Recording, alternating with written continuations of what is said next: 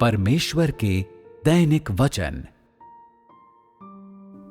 आजकल वे जो खोज करते हैं और वे जो नहीं करते, दो पूरी तरह भिन्न प्रकार के लोग हैं जिनके गंतव्य भी काफी अलग हैं। वे जो सत्य के ज्ञान का अनुसरण करते हैं और सत्य का अभ्यास करते हैं, वे लोग हैं जिनका परमेश्वर उद्धार करेगा। वे जो सच्चे मार्ग को नहीं जानते, वे दुष्टात्माओं और शत्रुओं के समान हैं। वे प्रधान स्वर्गदूत के वंशज हैं और विनाश की वस्तु होंगे। यहां तक कि एक अज्ञात परमेश्वर के धर्मपरायण विश्वासी जन, क्या वे भी दुष्टात्मा नहीं हैं? जिन लोगों का अंतःकरण साफ है परंतु सच्चे मार्ग को स्वीकार नहीं करते, वे भी दुष्टात्मा हैं। उनका सार भी परमेश्वर का प्रतिरोध करने वाला है। वे जो सत्य के मार्ग को स्वीकार नहीं करते, वे हैं जो परमेश्वर का प्रतिरोध करते हैं, और भले ही ऐसे लोग बहुत सी कठिनाइयां सहते हैं, तब भी वे नष्ट किए जाएंगे।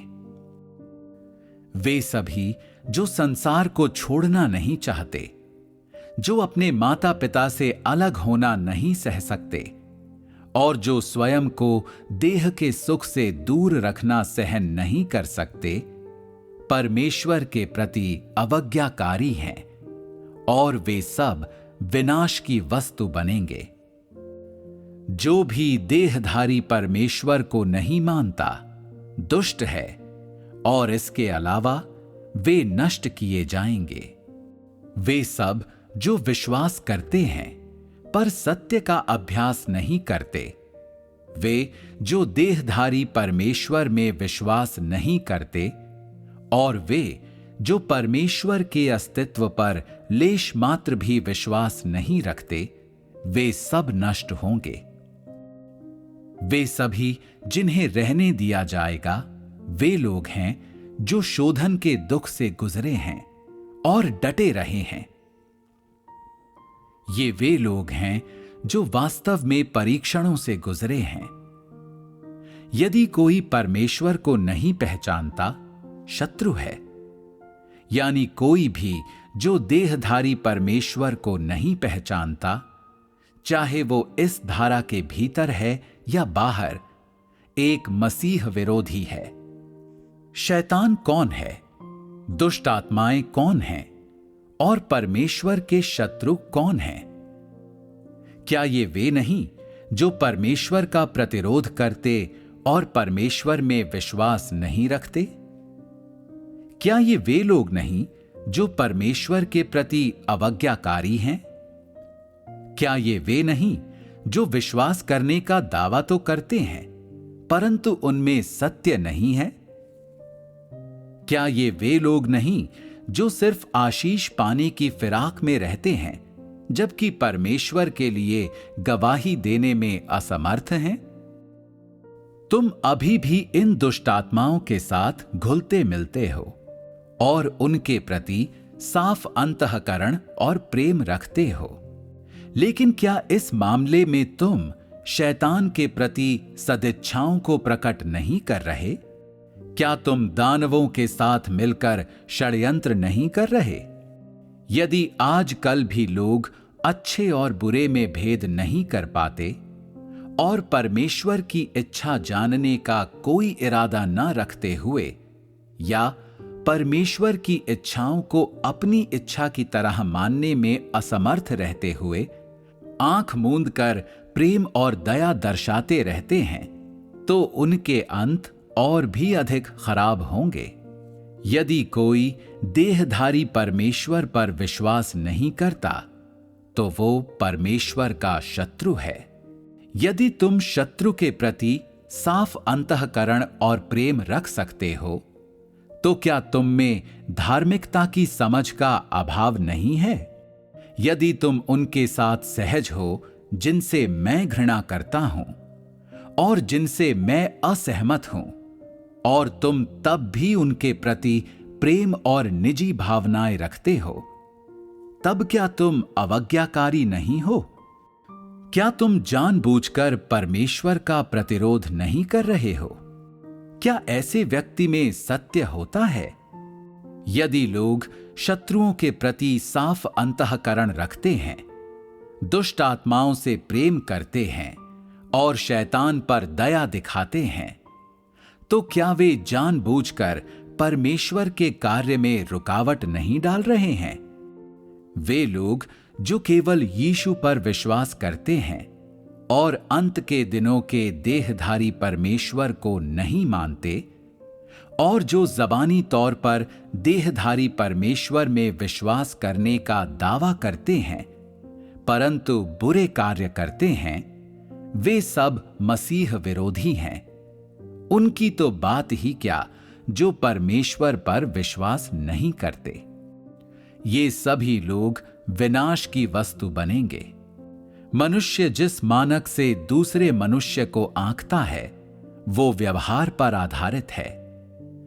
वे जिनका आचरण अच्छा है धार्मिक हैं, और जिनका आचरण घृणित है दुष्ट हैं। परमेश्वर जिस मानक से मनुष्यों का न्याय करता है, उसका आधार है कि क्या व्यक्ति का सार परमेश्वर को समर्पित है या नहीं। वो जो परमेश्वर को समर्पित है धार्मिक है, और जो नहीं है वो शत्रु और दुष्ट व्यक्ति है, भले ही उस व्यक्ति का आचरण अच्छा हो या बुरा, भले ही इस व्यक्ति की बातें सही हों या गलत हों। कुछ लोग अच्छे कर्मों का उपयोग भविष्य में अच्छी मंजिल प्राप्त करने के लिए करना चाहते हैं, और कुछ लोग अच्छी वाणी का उपयोग एक अच्छी मंजिल हासिल करने में करना चाहते हैं।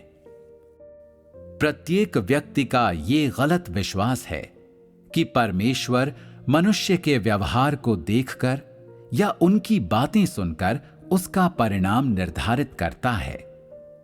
इसलिए बहुत से लोग परमेश्वर को धोखा देने के लिए इसका फायदा उठाना चाहते हैं, ताकि वो उन पर क्षणिक कृपा कर दे। भविष्य में जो लोग विश्राम की अवस्था में जीवित बचेंगे, उन सभी ने क्लेश के दिन को सहन किया हुआ होगा और परमेश्वर की गवाही दी हुई होगी। ये वे सब लोग होंगे जिन्होंने अपने कर्तव्य पूरे किए हैं और जिन्होंने जानबूझकर परमेश्वर को समर्पण किया है। जो केवल सत्य का अभ्यास करने से बचने की इच्छा के साथ सेवा करने के अवसर का लाभ उठाना चाहते हैं, उन्हें रहने नहीं दिया जाएगा। परमेश्वर के पास प्रत्येक व्यक्ति के परिणामों के प्रबंधन के लिए उचित मानक हैं। वो केवल यूं ही किसी के शब्दों या आचरण के अनुसार ये निर्णय नहीं लेता, न ही वो एक अवधि के दौरान किसी के व्यवहार के अनुसार निर्णय लेता है।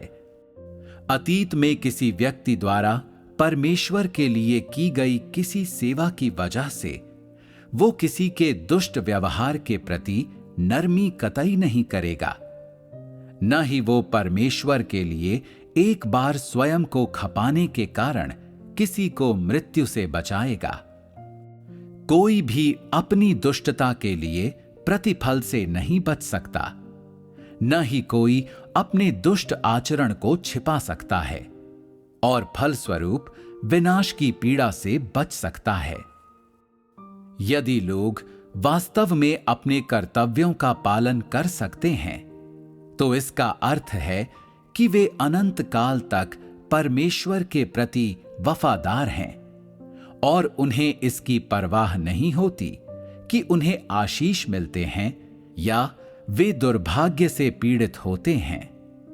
वे पुरस्कार की तलाश नहीं करते। यदि लोग तब परमेश्वर के लिए वफादार हैं जब उन्हें आशीष दिखते हैं, और जब उन्हें आशीष नहीं दिखाई देते तो अपनी वफादारी खो देते हैं, और अगर अंत में भी वे परमेश्वर की गवाही देने में असमर्थ रहते हैं या उन कर्तव्यों को करने में असमर्थ रहते हैं जिसके लिए वे जिम्मेदार हैं, तो पहले वफादारी से की गई परमेश्वर की सेवा के बावजूद वे विनाश की वस्तु बनेंगे।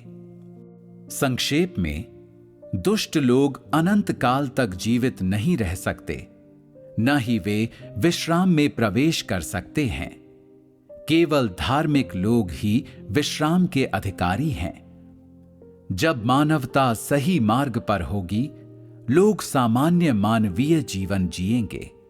वे सब अपने अपने कर्तव्य निभाएंगे और परमेश्वर के प्रति पूर्णतः वफादार होंगे। वे अपनी अवज्ञा और अपने भ्रष्ट स्वभाव को पूरी तरह छोड़ देंगे और वे अवज्ञा और प्रतिरोध दोनों के बिना परमेश्वर के लिए और परमेश्वर के कारण जिएंगे। वे पूर्णतः परमेश्वर को समर्पित होने में सक्षम होंगे। यही परमेश्वर और मानवता का जीवन होगा। ये राज्य का जीवन होगा और ये विश्राम का जीवन होगा।